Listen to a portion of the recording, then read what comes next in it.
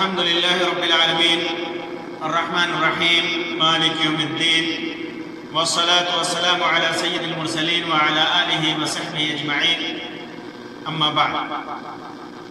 محترم سامعین و ناظرین،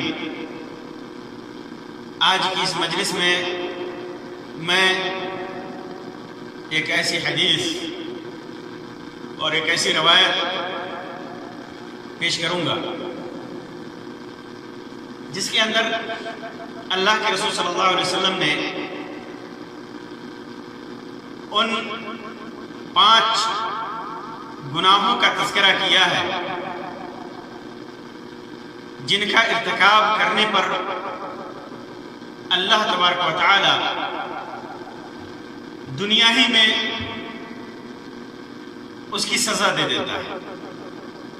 اس کی سزا دنیا ہی میں ملتی ہے، آخرت کی سزا اپنی جگہ پر ہے، لیکن دنیا میں ان گناہوں کے ارتکاب کی وجہ سے سزا متعین ہے، اللہ رب العزت کی طرف سے سزا متعین ہے۔ وہ روایت جسے امام ابن ماجہ نے اپنی سنن کے اندر اور امام طبرانی نے الاوسط کے اندر اور امام حاکم نے مستدرک کے اندر تھوڑے سے الفاظ کی تبدیلی کے ساتھ روایت کیا ہے۔ اس روایت کو علامہ البانی رحمۃ اللہ علیہ نے حسن قرار دیا ہے، یعنی یہ روایت حسن ہے۔ اس کے اندر یہ ہے کہ عبداللہ ابن عمر رضی اللہ تعالی عنہما بیان کرتے ہیں کہ اللہ کے رسول صلی اللہ علیہ وسلم نے ایک دن ہماری طرف متوجہ ہو کر فرمایا، یا معاشر المہاجرین، یا معاشر المہاجرین، اے مہاجرین کی جماعت۔ یہ مہاجرین معلوم ہے جو اس وقت مکہ والوں کی تکلیف اور مکہ والوں کے ستانے کی وجہ سے مکہ چھوڑ کر اللہ کے رسول صلی اللہ علیہ وسلم کے پاس مدینہ چلے گئے تھے۔ مہاجرین اس وقت انہی کو کہا جاتا تھا، یا اس سے پہلے جو لوگ حبشہ وغیرہ گئے تھے ہجرت کر کے ان کو کہا جاتا تھا، لیکن مدینے میں اللہ کے رسول صلی اللہ علیہ وسلم نے ان کو خطاب کیا، یا معاشر المہاجرین، اے مہاجرین کی جماعت۔ اگرچہ یہ خطاب خاص ہے، خاص طور سے اللہ کے رسول صلی اللہ علیہ وسلم نے مہاجرین کو خطاب کیا تھا، لیکن اس کا مخاطب عام ہے، اس کا یہ خطاب عام ہے تمام لوگوں کے لیے۔ خصوصی طور پر آپ نے ان کا ذکر اس لیے کیا کہ اس وقت دعوت کے مشتملات انہی پر پورا ہوتے تھے، خطاب انہی سے ہوتا تھا، تاکہ وہ اس چیز کو یاد کریں اور بعد میں مسلمانوں کی ولایت ان کو ہی ملے گی، اور اس دین کو اور اس مذہب کو، اس شریعت کو یہی لوگ دنیا تک، امت تک پہنچائیں گے۔ تو خصوصی طور پر خطاب کر کے مراد عمومی امت ہے، عمومی امت ہے، امت کے سارے لوگوں کو اس کے اندر خطاب ہے۔ فرمایا، یا معاشر المہاجرین، اے مہاجرین کی جماعت، خصال خمس اذا ابتلیتم بہن، 5 باتیں ہیں جن میں تم مبتلا ہو جاؤ گے۔ 5 باتیں، 5 خصلتیں ہیں جن کے اندر تم مبتلا ہو جاؤ گے دنیا میں، جس کے فتنے میں پڑ جاؤ گے، جن 5 چیزوں میں پڑو گے، اے ظہرا، یہ 5 چیزیں جو تمہارے اندر ظاہر ہوں گی، واضح ہوگی، اور یہ 5 چیزوں کا، یہ 5 چیزیں جو منکر ہوں گی، یہ 5 چیزیں جو ناپسندیدہ ہوں گی۔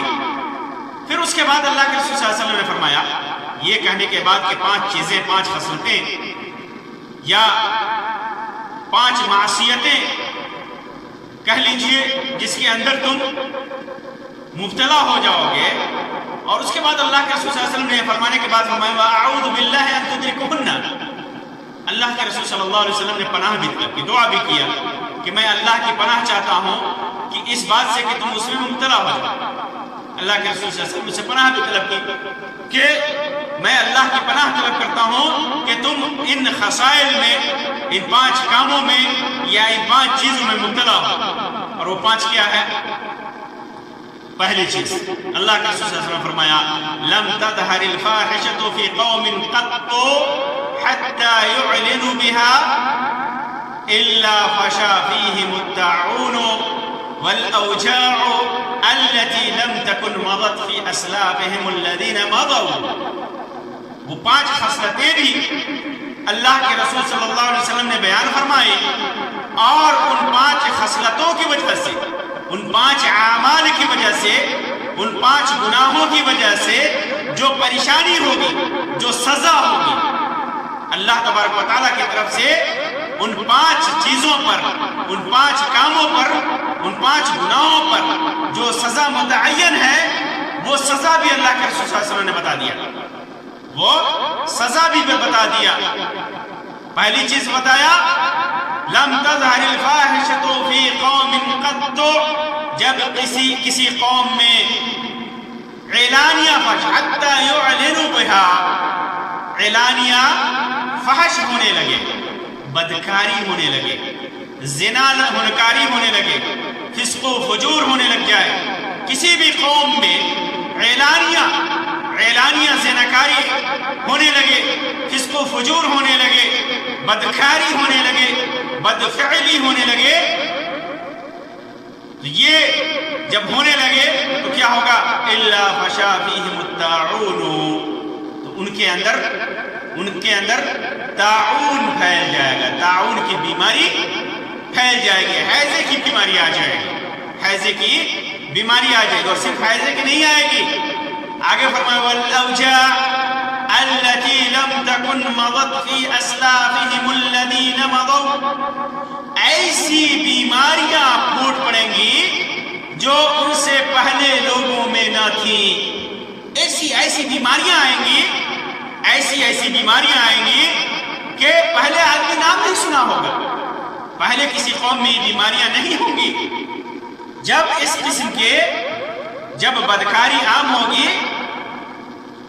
جب گناہ عام ہوگا، زناکاری، بدفعلیاں عام ہوں گی، تو ایسی بیماریاں پھوٹیں گی۔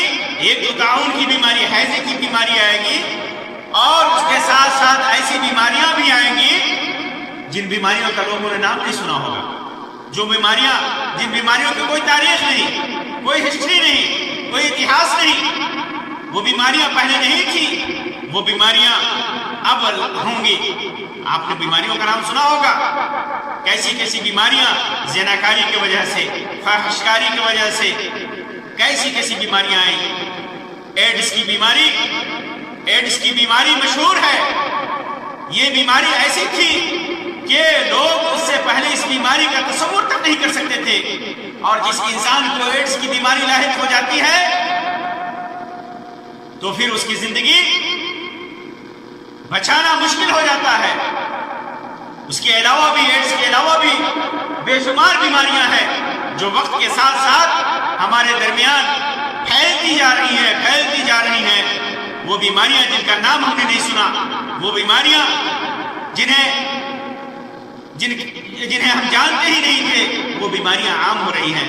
جس قوم میں بھی زناکاری عام ہو جائے گی، جس دور میں بھی بدکاری، بدفعلی، زناکاری عام ہو جائے گی، یہ بیماریاں پھیلتی جائیں گی، ایسی بیماریاں آئیں گی کہ جس کا نام تک نہیں سنا گیا ہوگا۔ اور دوسری چیز، دوسری خصلت اور اس کی سزا، اللہ کے رسول صلی اللہ علیہ وسلم فرمایا وَلَمْ يَنْقُصُ الْمِكْيَالَ بِالْمِيزَانِ إِلَّا أُخِذُوا بِالسِّنِينَ وَشِدَّةِ الْمُؤُنَةِ وَجَوْرِ السُّلْطَانِ عَلَيْهِمْ، جب لوگ، دوسری چیز کیا ہے، جب لوگ ناپ تول میں کمی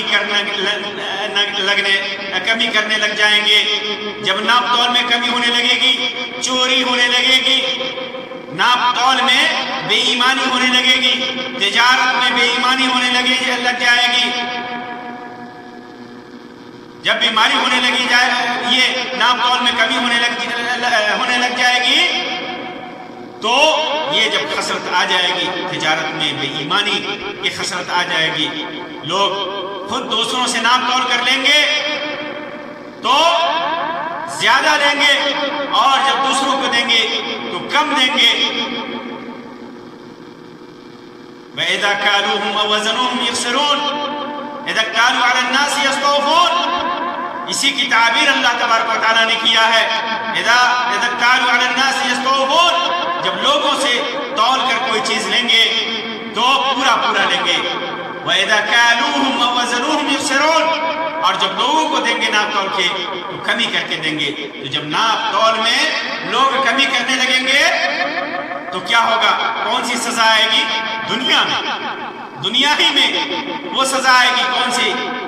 إِلَّا أُخِذُوا بِالسِّنِينِ، قحط سالی آئے گی، بارش بند ہو جائے گی، بارشیں ہونی بند ہو جائیں گی، اور پانی کی کمی ہو جائے گی، غلے کے اندر سوکھا پن آ جائے گا، غلہ کم ہو جائیں گے، غلے کی پیداوار کم ہو جائے گی، قحط سالی آنے لگے گی۔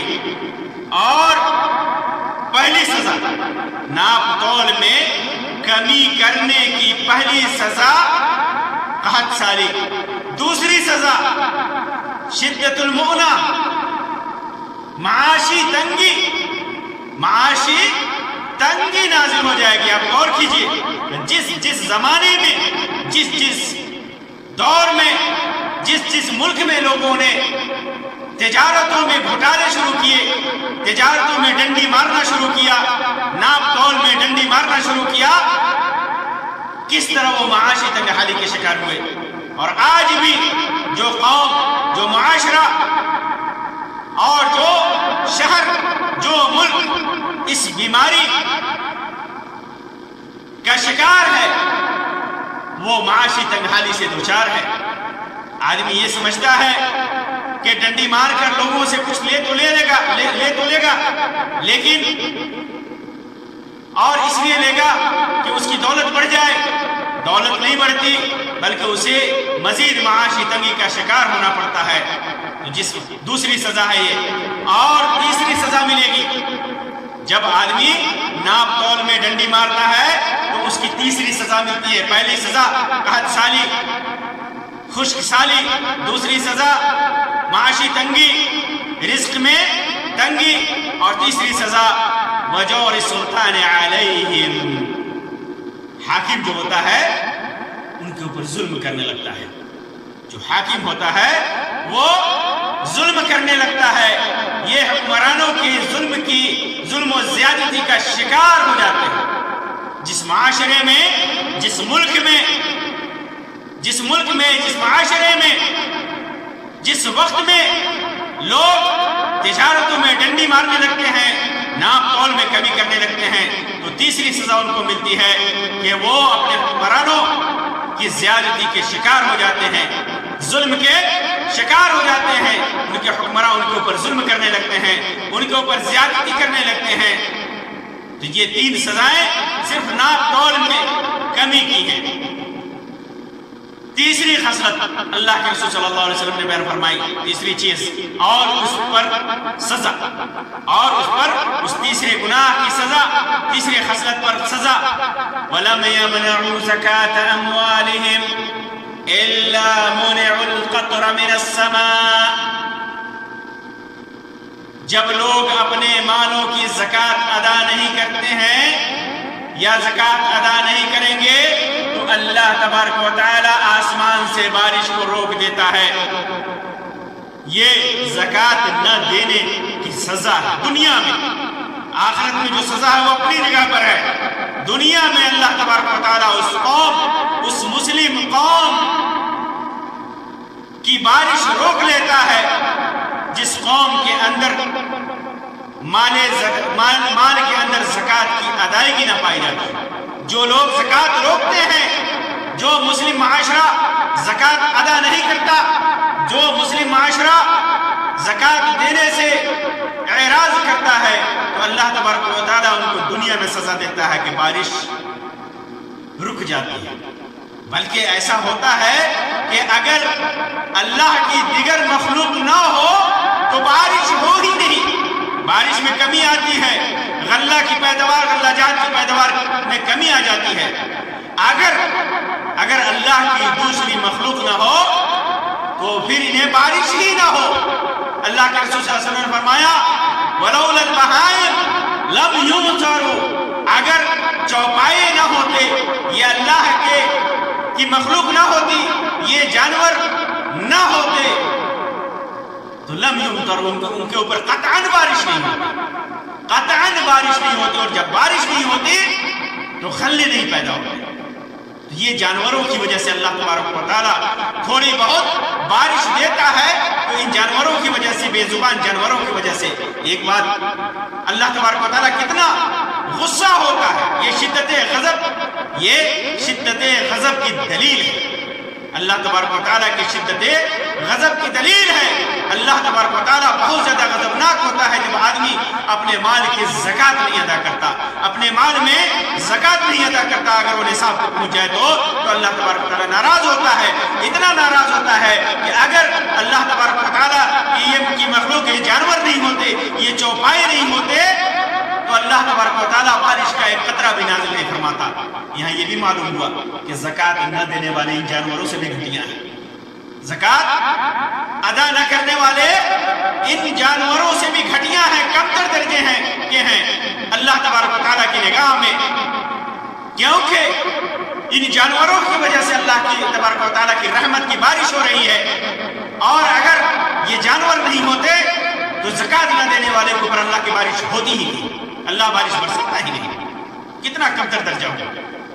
تو یہ ایک گناہ اور ایک معصیت، ایک خصلت زکوٰۃ نہ ادا کرنا، اور اس کی سزا یہ ہے کہ اللہ تبارک و تعالیٰ دنیا میں بارش نہیں برساتا. پھر چوتھی خصلت یا چوتھا گناہ یا چوتھی چیز جو اللہ تبارک و تعالیٰ نے بیان فرمائی اور اس پر سزا بھی متعین کیا، اللہ کے رسول صلی اللہ علیہ وسلم نے بیان فرمائی اور اللہ تبارک و تعالیٰ کی طرف سے سزا بھی متعین فرمایا دنیا کے اندر. وہ کیا ہے؟ وَلَمْ يَنْقُضُوا عَهْدَ اللَّهِ وَعَهْدَ رَسُولِهِ إِلَّا سَلَّطَ اللَّهُ عَلَيْهِمْ عَدُوَّهُمْ مِنْ غَيْرِهِمْ فَأَخَذُوا بَعْضَ مَا كَانَ فِي أَيْدِيهِمْ. جب لوگ اللہ اور اس کے رسول کے عہد و پیمان کو توڑ دیتے ہیں، اللہ اور اس کے رسول سے جو انہوں نے عہد و پیمان کیا ہے، جو بھی عہد و پیمان کیا ہے، جہاد کرنے کا، توحید کو اختیار کرنے کا، شرک سے دوری کا، ایک اللہ کی عبادت کا، مخلوق کی خدمت کا،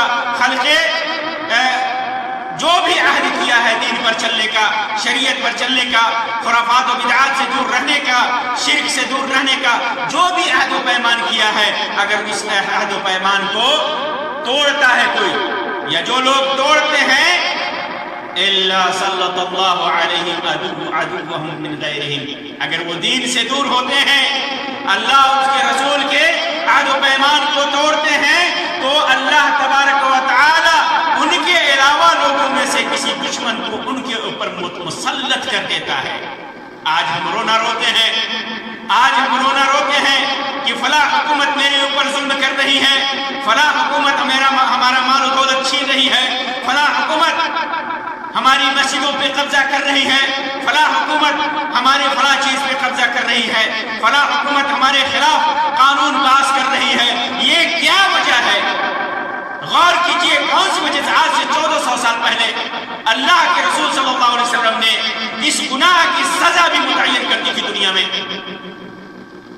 اللہ کے رسول صلی اللہ علیہ وسلم نے آج سے 1400 سال پہلے اللہ تبارک و تعالیٰ کی طرف سے اس دنیا میں اس گناہ پر، بددینی پر، اللہ کے عہد و میثاق کو توڑنے پر، رسول عہد و میثاق کے توڑنے پر سزا بھی متعین کر دی تھی، اور وہ سزا ہمیں مل رہی ہے۔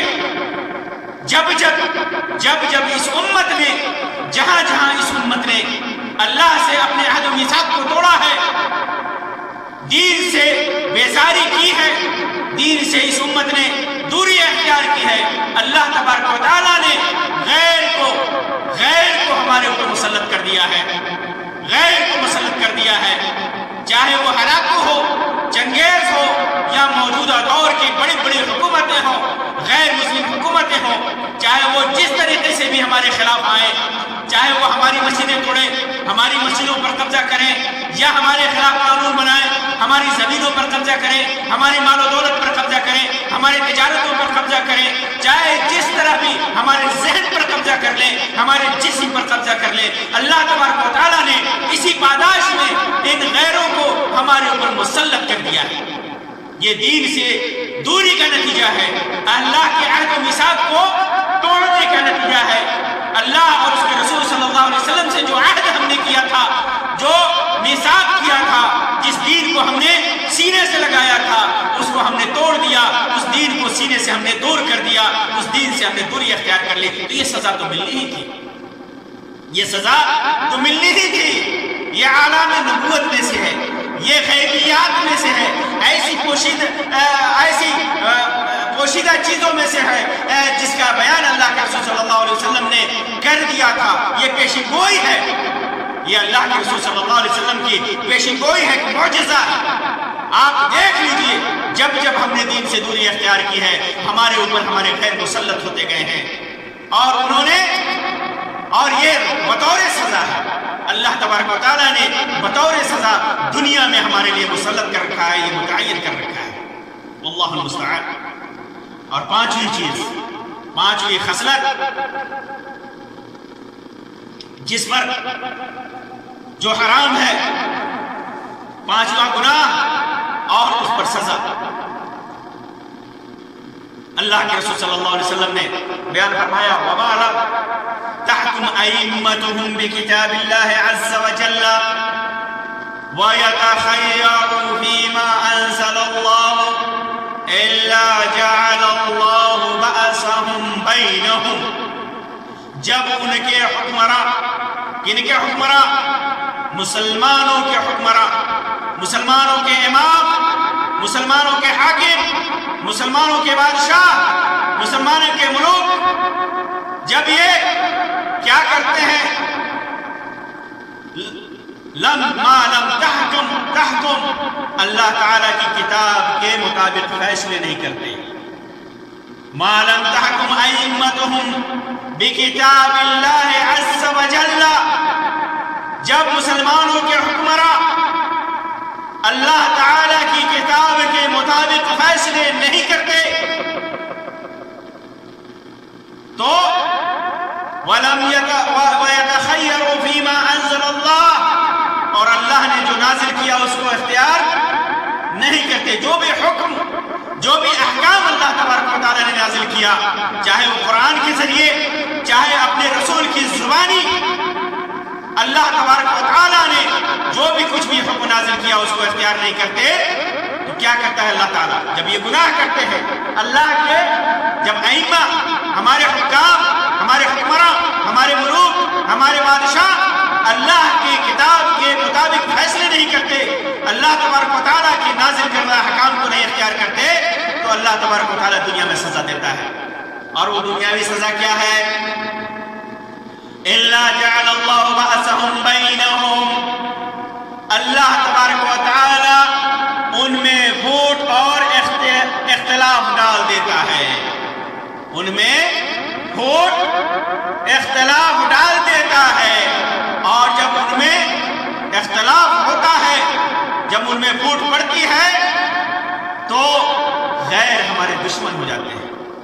جو غیر ہیں، جو ہمیشہ اس طاق میں رہتے ہیں کہ کب مسلمان آپسی اختلاف کا شکار ہوں تو وہ ہمارے اوپر ٹوٹ پڑتے ہوں، دل منتشر ہو جاتے ہیں، ہمارے اوپر اللہ رب العزت کی یہ سزا آ جاتی ہے، یہ سزا کے طور پر ہے۔ یہ اختلاف ہمارا آپسی معاملہ نہیں ہے، امت میں اختلاف یہ آپسی معاملہ نہیں ہے کہ ہمارے اندر ہے، صرف اتنا ہی نہیں ہے، بلکہ یہ اختلاف ایک دین کا معاملہ ہے، ایک شریعت کا معاملہ ہے، شریعت سے دوری کا نتیجہ ہے۔ جب ہم شریعت سے دور ہوتے ہیں، آپس میں اختلاف کے شکار ہوتے ہیں، تو یہ اللہ تبارک و تعالی کی سزا ہے۔ صرف ہمارے تک محدود نہیں رہتا کہ ہم نے کیا اور بس اتنا ہی منحصر ہے، یہ بطور سزا ہے اللہ تبارک۔ وہ سزا کس وجہ سے ہے؟ یہ اس وجہ سے ہے کہ ہمارے حکمران، ہمارے ملوک، ہمارے بادشاہ قرآن و سنت کے مطابق فیصلے نہیں کرتے۔ میرے محترم بھائیوں اور بہنوں، یہ 5 گناہ، یہ 5 صفات، 5 خصلتیں ایسی ہیں جن کی سزا اللہ تبارک و تعالیٰ نے دنیا میں رکھ دیا ہے، اور یہ ابتلا، یہ امراض، یہ بیماریاں، یہ سب ابتلا ہے، آزمائش ہے، جو بھی ان کا نام دے دے۔ یہ فساد پھیلنا، یہ معاصی کا پھیلنا، یہ سب سزا ہے، یہ گناہ ہے۔ یہ مرتکب، ان گناہوں کے مرتکبین، ان 5 گناہوں کے مرتکبین کی سزا، یہ سزائیں صرف دنیا میں، دنیا کی سزا ہے، یہ دنیا کی سزا ہے، اور آخرت کی سزا تو ابھی باقی ہے، آخرت کی سزا تو ابھی باقی ہے۔ دنیا میں یہ سزا، فوری سزا اللہ تبارک و تعالیٰ دیتا ہے، اور جب تک بندہ ان گناہوں پر توبہ نہیں کرتا، ان منکرات اور معاصیات کو چھوڑتا نہیں ہے، تو پھر قیامت کے دن اس کی سزا الگ ہے، اس کی سزا الگ ہے۔ اس لیے ہم تمام مسلمانوں کو، ہم مسلم معاشرے کو یہاں پر غور کرنا چاہیے کہ ہمارے اوپر جو یہ عذاب آ رہے ہیں، یہ بطور سزا غور کرنا چاہیے۔ کیسے ہم ان سے بچیں گے، کیسے بچیں گے، اس پر بھی غور کرنے کی چیز ہے۔ یہ غور کرنے کی بات ہے، اور ظاہر سی بات ہے کہ وہ سارے گناہ جن پر یہ سزائیں متعین کی گئی ہیں، پہلے ان گناہوں کو چھوڑنا پڑے گا۔ فحشکاری، بدکاری اور زناکاری سے بچنی ہوگی، ناپ تول میں کمی سے بچنی ہوگی، اور زکوٰۃ دینے میں سبقت کرنا پڑے گا۔ ہم زکوٰۃ ہم کا استحقاق ہے ہمارے اوپر۔ اگر ہم زکوٰۃ کے اتنی دولت ہے کہ ہمارے اوپر زکوٰۃ کا حق ہے، زکوٰۃ فرض ہے، تو ہمیں اسے ادا کرنا ہوگا۔ پھر اس کے بعد اللہ اور اس کے رسول کے عہد و پیمان کی پاسداری کرنی ہوگی، اور ہمارے حکمران کو اور ائمہ کو، ہمارے ملوک کو، بادشاہوں کو اللہ اور اس کے رسول کے احکام کی پیروی کرنی پڑے گی، اور اسے کے مطابق فیصلہ کرنا پڑے گا۔ اللہ تبارک و تعالیٰ سے دعا ہے کہ اللہ تبارک و تعالیٰ ہمیں ہر قسم کی برائیوں سے، ہر قسم کے اوصاف سے، جو برے ہیں، اور ہر قسم کے گناہوں سے اللہ تبارک و تعالیٰ اپنے حفظ و امان میں رکھے۔ اللہ تبارک و تعالیٰ ہمیں ہمارے گناہوں کے اندر معافی عطا فرمائے۔ اللہ تبارک و تعالیٰ ہمیں کسی بھی طرح کے سزا سے محفوظ فرمائے، دنیا میں اور آخرت میں۔ اللہ تبارک و تعالیٰ ہمیں اپنے حفظ و امان میں رکھے۔ آمین یا رب العالمین۔ وآخر دعوانا ان الحمدللہ رب العالمین، وصلی اللہ علی خیر خلقہ وسلم، والسلام علیکم ورحمۃ اللہ وبرکاتہ۔